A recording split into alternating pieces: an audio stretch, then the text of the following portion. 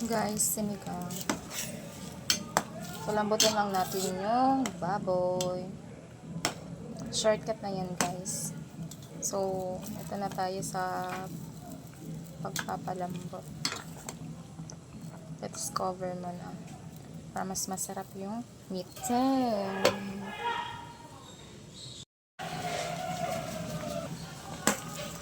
Ilagay na natin yung sinigang. Let's mix. Kita nyo ba yung color? Iba na yung color niya. Malamang may sinigang na.